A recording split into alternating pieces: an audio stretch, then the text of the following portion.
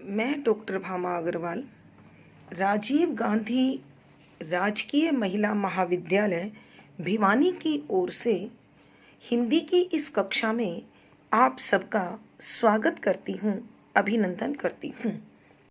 प्यारे बच्चों, आज हम साखी संख्या 13 से अपना अध्ययन आरंभ करते हैं। विरहणी ओभी पंथ सिरी पंथी बूझई धाई, एक शब्द कही पीव का कब्रे मिलेंगे आई। प्रसंग प्रस्तुत साखी हमारी हिंदी की पाठ्य पुस्तक मध्यकालीन काव्य कुंज में संकलित कबीर की साखियों से उद्धृत है। इसके रचयिता संत शिरोमणि कबीरदास जी हैं।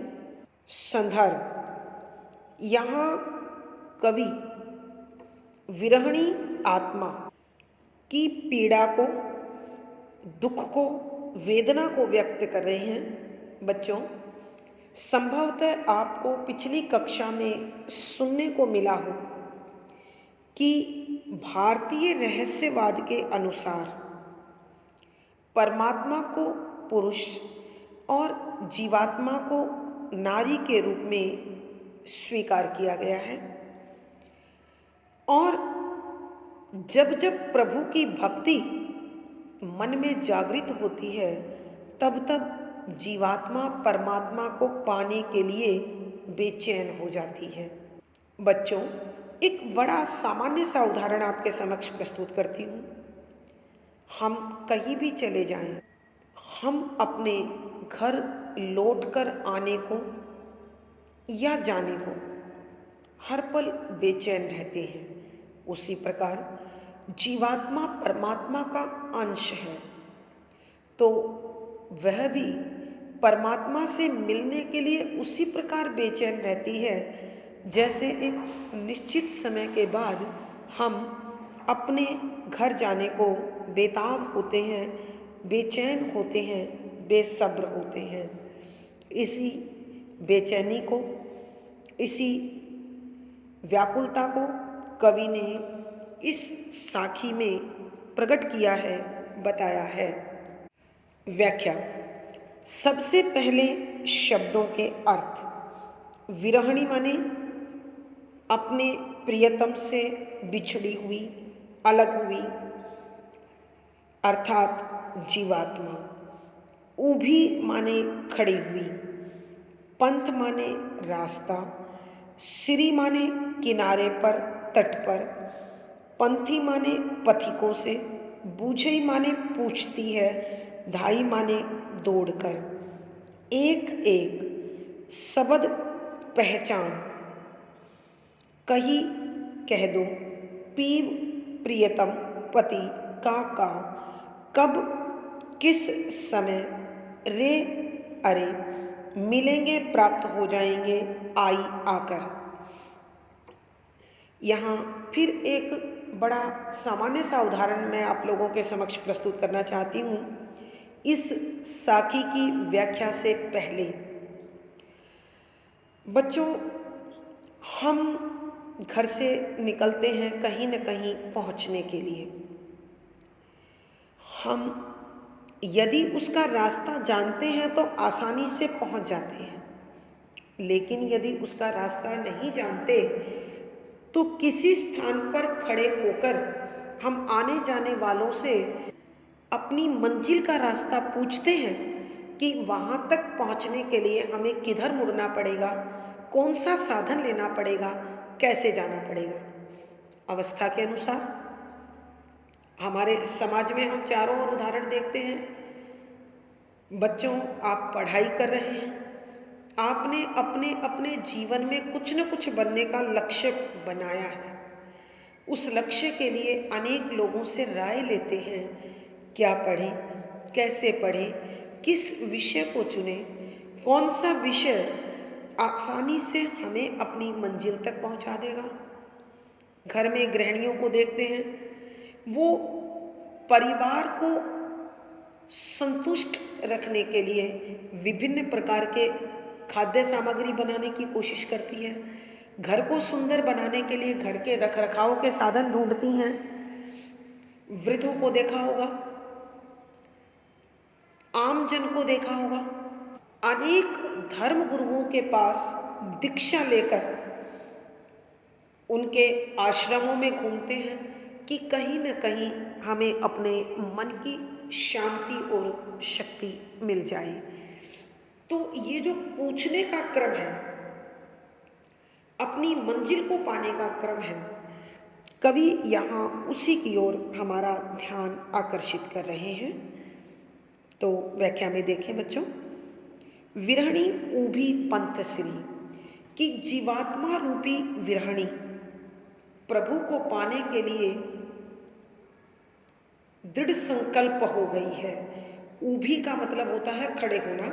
बच्चों मुहावरा सुन रखा है, अपने पैरों पर खड़ा होना, जिसका अर्थ होता है आर्थिक रूप से समर्थ होना। तो यहाँ ऊभी का मतलब है, प्रतीकात्मक प्रयोग है। ऊभी का अर्थ है दृढ़ संकल्प होना, आतुर होना, तैयार होना। पंथ श्री, और उस ओर जाने के रास्ते के किनारे पर पहुंच गई है, अर्थात उसने अपना मन बना लिया है परमात्मा को पाने का, और इसीलिए वह तैयार होकर उस रास्ते पर आने जाने वाले यात्रियों से दौड़ दौड़ कर पूछ रही है। क्या पूछ रही है?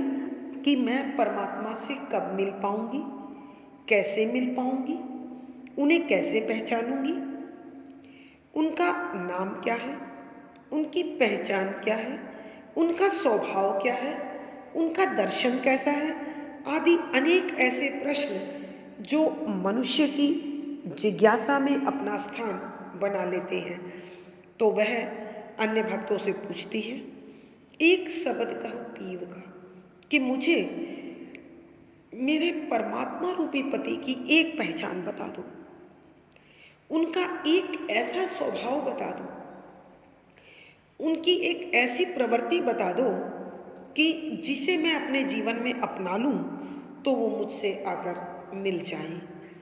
कब्र मिलेंगे आए, या उनको रिझाने का कौन सा साधन है, उनको अपनी ओर आकर्षित करने का कौन सा रास्ता है जिससे वो तुरंत आकर मुझे प्राप्त हो जाए।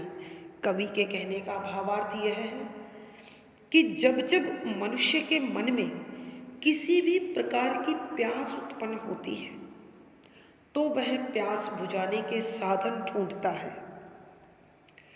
इच्छाओं से रास्ते निकलते हैं। यहाँ जीवात्मा परमात्मा को पाने के लिए बेचैन है, इसलिए वो परमात्मा की प्राप्ति का रास्ता खोज रही है और उसे मिलने को बेचैन है। विशेष विरहणी जीवात्मा की परमात्मा से मिलन की बेचैनी का मार्मिक चित्रण किया गया है। संदूकड़ी भाषा में रचा गया पद है, शांत रस है, प्रसाद गुण है। और बच्चों, यदि हम जीवात्मा परमात्मा का संबंध ले रहे हैं तो वियोग श्रृंगार रस हो जाएगा, और माधुर्य अथवा प्रसाद दोनों गुण लिखे जा सकते हैं। दोहा छंद का प्रयोग है, ये शैली है। अलंकार बच्चों, विरहणी ऊभी पंथ श्री रूपक अलंकार है, कब्रे प्रश्न अलंकार है, पंथी बूझई धाई स्वभावोक्ति अलंकार है। यानी इस पद में अनुप्रास, रूपक, स्वभावोक्ति, प्रश्न आदि अलंकारों का सुंदर सटीक प्रयोग हुआ है। साखी संख्या 14। आई न सकूं तुझ पे, सकूं न तुझे बुलाई, जियरा यों ही लेहुगे, विरह तपाई तपाई। प्रसंग पूर्ववत है। संदर्भ, यहाँ फिर कवि जीवात्मा रूपी विरहणी नायिका का चित्रण कर रहे हैं, उसकी पीड़ा को, दुख को वेदना को अत्यंत भावपूर्ण शब्दों में प्रकट कर रहे हैं। व्याख्या। पहले बच्चों, शब्दों के अर्थ। आई न सकूं तुझ पे, आई आ, ना नहीं, सकूं सकती हूँ, तुझ पे तुम्हारे पास, सकूं न सकती नहीं हूँ, तुझे तुझको, बुलाई इस संसार में बुला।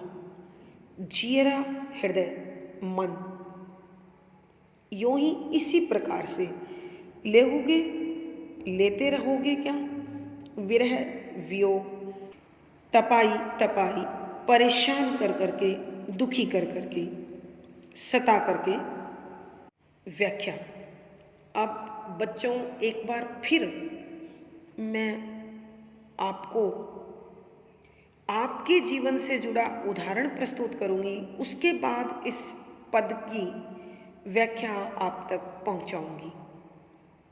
देखिए बच्चों, आप स्कूल में यानी विद्यालय में, महाविद्यालय में जहाँ भी पढ़ रहे हैं, कभी कभी ऐसा भी होता है कि आपके बड़े मन भावन यानी जो आपके प्रिय मेहमान हैं वो आपके घर आए हुए होते हैं, लेकिन आपके विद्यालय अथवा महाविद्यालय में कोई अत्यंत आवश्यक कार्य है जिसे आप विद्यालय या महाविद्यालय जाकर ही पूरा कर सकते हो, तो ऐसी स्थिति में अतिथियों को तुम अपने साथ नहीं ला सकते, और यदि तुम घर रहे तो तुम्हारा काम संपन्न नहीं होगा।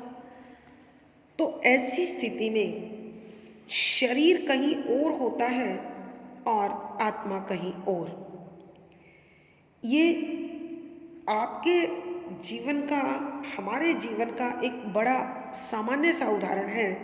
अब जैसे जैसे दायित्व, जैसी जैसी जिम्मेदारियां, जैसा जैसा स्थान, भावना वही है, कर्म बदल जाते हैं। यानी इस संसार में प्रत्येक मनुष्य अनेक कार्य अपनी व्यवस्थाओं से जकड़ा हुआ पूरा करता है। यहाँ जीवात्मा अपनी योनि के अनुरूप जितना समय इस संसार में है उसे उस देह में रहते हुए, उस शरीर के रूप में रहते हुए बिताने पड़ेंगे। लेकिन उस शरीर में बंद जीवात्मा किस प्रकार परमात्मा को पाने के लिए बेचैन है, यहाँ इस पद में वही समझाने की कोशिश कवि ने की है। बच्चों, ये जन सामान्य के उदाहरण इन साखियों पर सटीक बैठते हैं, इसीलिए इन दोहों को साखी कहा गया है, क्योंकि हर जगह प्रयोग के आधार पर सत्यता नजर आती है। अब देखिए, आई न सको तुझ पे कि जीवात्मा रूपी विरहणी नायिका, यह जीवात्मा परमात्मा को संबोधित करती है कि मैं तो अपनी इस संसार में जितना समय मुझे रहना है, इस संसार में रहने की जो अवधि है वो तो मुझे इस शरीर में रहकर बितानी पड़ेगी, इसलिए तेरे पास नहीं आ सकती। सकूं न तुझे बुलाए, और परमात्मा तुझे भी संसार में नहीं बुला सकती, क्योंकि संसार में अनेक प्रकार के दोष हैं, विकार हैं, और प्रभु आपका अपना स्थान जिसे आपने व्यवस्थित किया हुआ है, इस संसार में आपको बुला लिया जाए तो वो व्यवस्था बिगड़ जाएगी, इसलिए आपको भी नहीं बुलाया जा सकता। यानी व्यवस्था देखिए, न तो जीवात्मा परमात्मा के स्थान पर इस शरीर के साथ जा सकती है, और ना ही इस शरीर में रहती हुई जीवात्मा परमात्मा को पा सकती है। इसलिए वो कहती है, जियरा यूं ही लेहोगे, कि तुम मेरे मन को इसी प्रकार तड़फाते रहोगे, इसी प्रकार परेशान रखोगे, इसी प्रकार दुखी रखोगे। कैसे? विरह तपाई तपाई, कि अपने वियोग की आग में जला जला कर, इसी प्रकार मुझे सता सता कर क्या मेरी जान लेना चाहते हो, मेरे प्राण लेना चाहते हो। अर्थात कवि कह रहे हैं कि जीवात्मा परमात्मा से आग्रह कर रही है कि हे प्रभु, मुझे मन की शांति दो, मन में संतोष दो। साथ ही वो ये पूछ रही है कि क्या मृत्यु तक यह आत्मा जो जीवात्मा के रूप में इस शरीर में मौजूद है, उसे प्रभु के प्रेम में इसी प्रकार तड़फना पड़ेगा।